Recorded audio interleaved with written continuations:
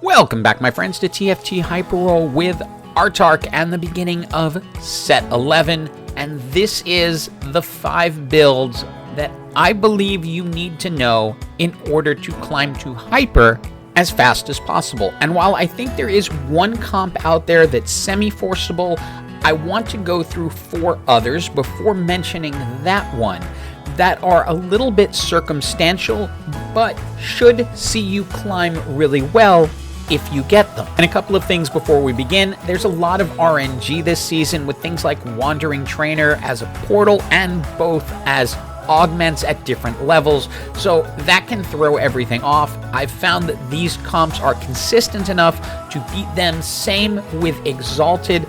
I pretty much ignore it at this point. If it happens to fall into place, it falls into place. Otherwise, yeah, it doesn't matter. Finally, I'm giving the comps all cheesy names because why not? It's more fun that way. And we are going to jump in with number 5, which I like to call the Boomstick Brawl. And it features Kaboko, the new Yordle champ that is an absolutely essential bruiser. Now, the key to this comp is the fact that Hyper Roll goes to 10. And you can end up getting 6 bruisers and 4 snipers involved in your entire fight. The comp also relies strongly on getting Kaboko to 3 stars. He's going to gain 200 health per round at 3 stars, so if you can stack additional health or healing items on him, he will hold things up a long time. And that can lead you very deep into the game. As you can see, he just doesn't want to go down. Now, let me warn you, the reason this comp is at number 5 is because you are not likely to win with it. However, even when you're dealing with something like Wandering Trainers, which I completely ignored here and went straight just for the bruiser snipers, we're still able to solidly get into the top 4, and I saw this very consistently. I've also tested this with the various other frontlines, Behemoth, Wardens, etc., and nothing was quite as effective as bruisers. What was also nice is that if you have Aatrox and Caitlyn, you're going to get a little tiny bit of Ghostly, which isn't going to really change the fight that much, but it will help you just a little bit. The key again remains Kaboko, who's going to try to hold up that entire frontline for a long time. Look for augments to make your front line stronger. Well-Fed is an excellent one. Unified Resistance will give them a little more armor and magic resist. And again, please do not expect to win games with this comp unless you manage to get to Ash 3 stars. Otherwise, you're just looking to hold on as long as possible, and often that will lead you into the top 4, which is what you need to climb. And I don't want to spend too much time on this next build because it's very similar to the previous build. It's using bruisers as your front line. I call it the tricky Pugilist because instead of using snipers as your backline, you're using trickshot. I tend to only look for this one if I get something like a bard in the NPC round. Then I'll be more apt to go for it. Otherwise, it's much easier to put together snipers early because there's 2 1 cost, whereas with trick shots, there's a 1, 2, 3, 4, and 5.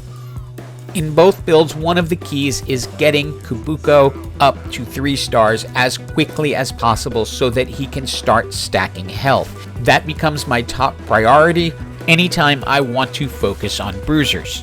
A couple of key differences I want to point out. You can pull off Story Weaver with this because you have Galio, Sivir, and Riven. Your Kale isn't going to be particularly strong, but you can use her to add some attack speed or shred and sunder opponents. I tend to go with the attack speed. Another slight advantage is I find the mix of damage a little bit better in the Tricky Pugilist as opposed to the Boomstick Brawl, and that's because of Teemo. While Kog'Maw does do AP, you tend to dump Kog'Maw in the end since he's a 1 cost. Teemo at a 2 cost is fairly easy to get to 3 stars and adds some nice AP damage. Xayah is a legendary trick shot, so you can bring her in, but the most likely that would come out would be Sivir, which would get rid of Story Weaver, so you'd lose the Kale speed buff. It's a game time decision as to whether it's worth it or not, but I'd look for either of these builds if you get a strong bruiser start because they'll lead you into the top 4.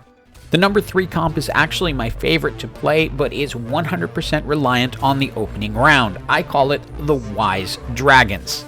As you can likely suss out from the name, this involves combining Dragon Lord with Sage. Now, this is a pretty risky comp, but when it comes together, oh boy, does it come together, because you're ultimately relying on 2 5 costs in order to finish it out. I personally found the best Diana items to be Titan's Resolve, Hextech Gunblade, and Jeweled Gauntlet. However, if you get the shot to get a Gargantuan Resolve, I would stack as many of those on her as possible. Her ult allows her to heal, and in general, there's Omnivamp from Sage, so she has a lot of healing, but the Hextech Gunblade helps keep the rest of the team healed, even when she doesn't have to go out on her own and finish off a round.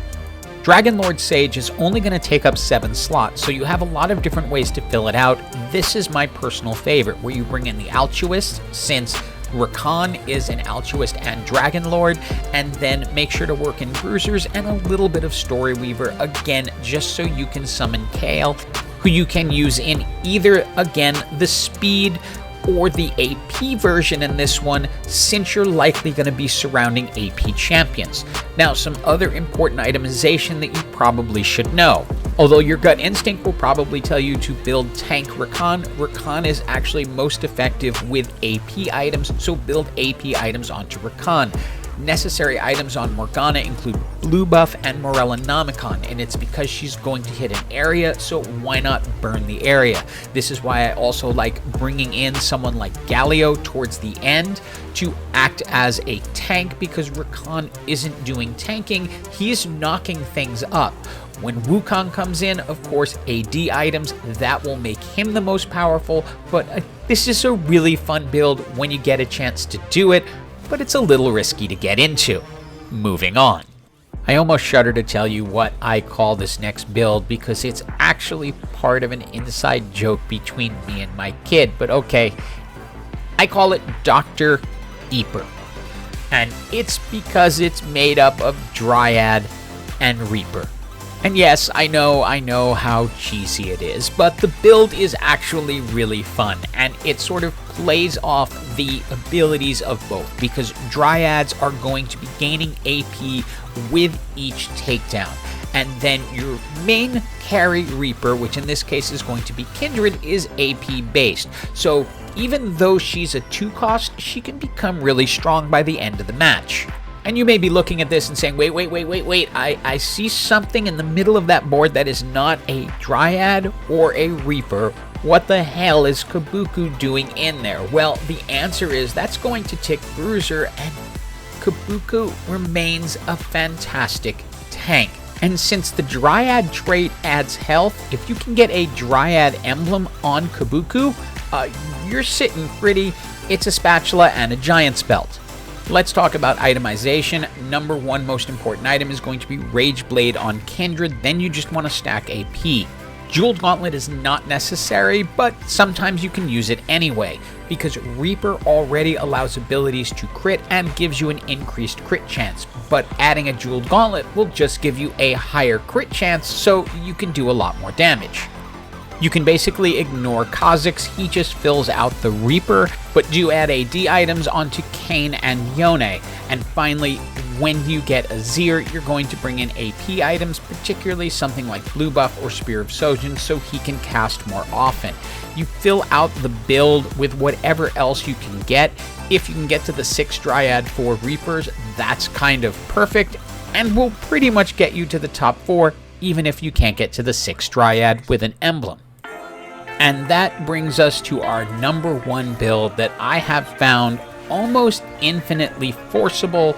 You're not necessarily going to get first all the time, but it seems to happen a lot, and that is one I like to call Heaven's Angels.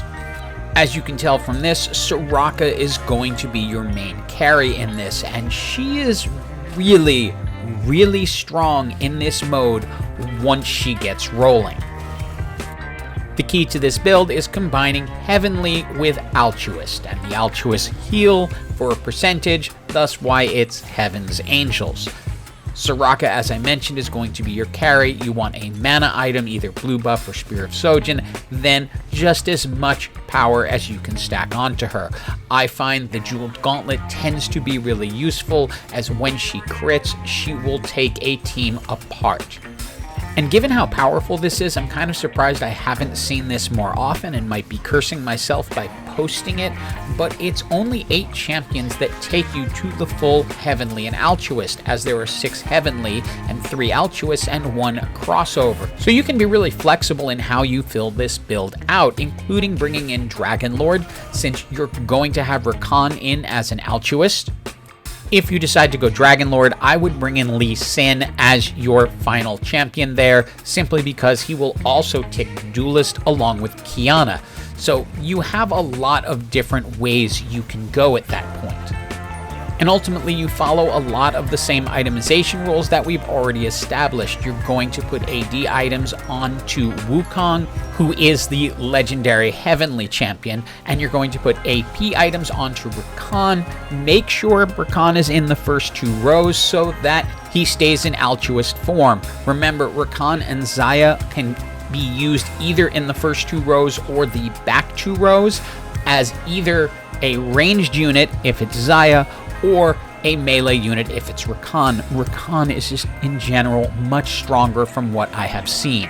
I have been following this particular comp since day 1, and it has not been nerfed in any major way that I can see, and I'm not sure they plan to do it. A little about this season as we finish this match out. As I mentioned in my video titled Why I'm Not Going to be doing live streams this season, and certainly will not be posting every day, but I'm going to try to do videos for most of the comps I've shown here, and then just some other fun builds I come across or fun games that I come across as I go. But these are the comps I found the most reliable in getting into the top 4 and helping you climb. Hope you enjoyed this video, and as always, have an absolutely awesome day. Keep on moving on.